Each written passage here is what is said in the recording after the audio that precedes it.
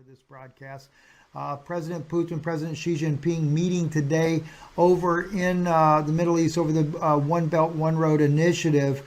And I think that's very important to note here, especially in light with all the tensions that are happening in the Middle East. They're meeting about the One Belt, One Road initiative. And why would they be doing that? Well, China and Russia have been strategically putting their own assets into place, preparing for an all-out third world war.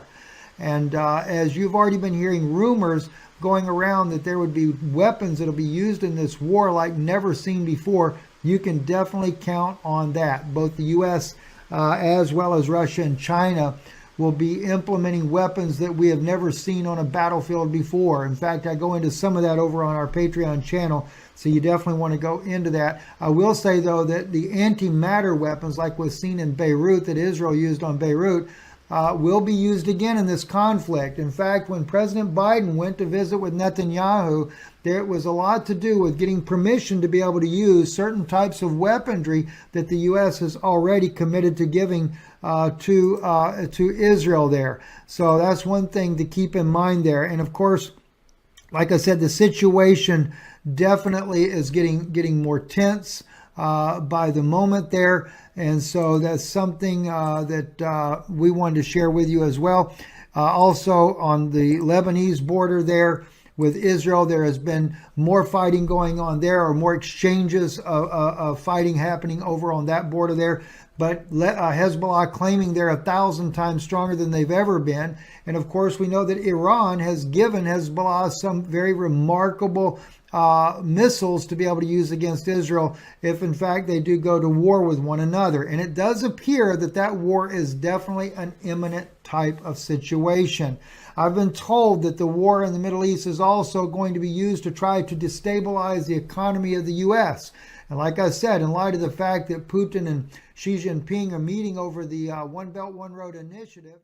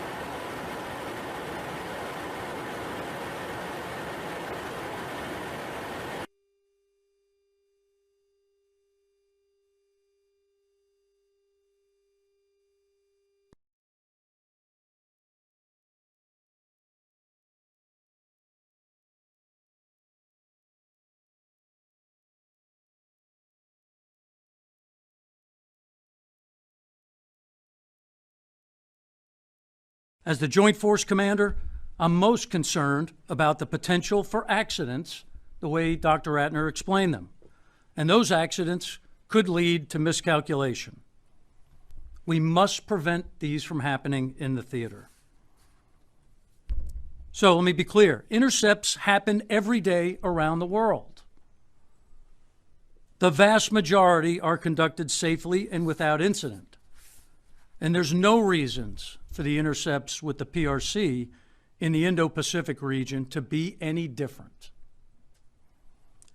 I'm here today because it's the operational commander's #1 responsibility to ensure the safety of our service members. And it's a responsibility I take very seriously. So highlighting these behaviors and ensuring that we can prevent them is a top priority.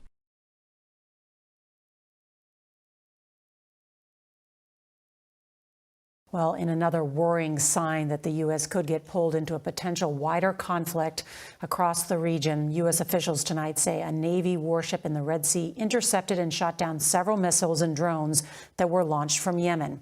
CBS's David Martin reports from the Pentagon that the intended target was believed to be Israel. The USS Carney fired the American military's first shot in what threatens to become a wider Middle East war, shooting down drones and cruise missiles fired in the direction of Israel by Iranian-backed rebels in Yemen. USS Carney, operating in the northern Red Sea earlier today, shot down 3 land attack cruise missiles and several drones that were launched by Houthi forces in Yemen. The Carney, which had been with the aircraft carrier Gerald R. Ford off the coast of Israel, got there just in time, passing through the Suez Canal on Wednesday and arriving in the northern Red Sea, where it had a clear shot as the drones and missiles flew north. We cannot say for certain what these missiles and drones were targeting, but they were launched from Yemen, heading north along the Red Sea, potentially towards targets in Israel. In the last 2 days, there has also been a series of drone attacks on American troops in Iraq and Syria, attacks which are usually the work of Iranian-backed militias. One of them turned out to be a false alarm, but resulted in the death of an American contractor who suffered a cardiac arrest. In past attacks, when an American has been killed, the U.S. has retaliated with airstrikes. The Pentagon is considering a retaliatory strike again, but is faced with a dilemma that any military action might set off exactly what President Biden is trying to avoid, a wider Middle East war. Nora? That's why this is significant. David Martin, thank you very much. The Israel-Hamas war entering a new chapter. More threats are surfacing, putting the U.S. on high alert. Just moments ago, U.S. officials announced a U.S. military base in Syria was attacked by drones. They say this follows other drone attacks over the past few days against the U.S. in Iraq. We're now also seeing alleged involvement from other countries. North Korea denies arming Hamas fighters with weapons, but reports show it was North Korean missiles that misfired, causing Tuesday's deadly hospital explosion. And the Department of Defense releasing new video of more than 180 intercepts of U.S. warplanes by Chinese aircraft over the past 2 years, with military officials calling this beyond concerning. So joining us now, retired U.S. Air Force Brigadier General John Teichert. John, thank you so much for being with us. First of all, today the State Department is advising U.S. citizens overseas to exercise increased caution. Should all Americans be reconsidering any international travel right now? Nicole, I think it's important to realize that, especially in the Middle East, but stemming from the Middle East through Iran, that Iran is seeking to create unrest or provide opportunities for their proxies to attack American targets. And it is wise, especially in that region, but around the world, for Americans to be vigilant as they travel overseas, realizing that some of those malign actors, like Iran, are looking to do harm to our interests. And I do want to talk about Iran. First, I want to touch on those drone attacks. What was your reaction to learning about them, including this latest attack that we are learning about in Syria? I was over as a senior defense official in Iraq for 14 months in 2020 and 2021 when Iran's proxies started using unmanned systems to attack American interests in the region. And frankly, for the last 44 years, Iran has created an arc of instability throughout the Middle East: Lebanon, Syria, Iraq, Yemen, and Gaza.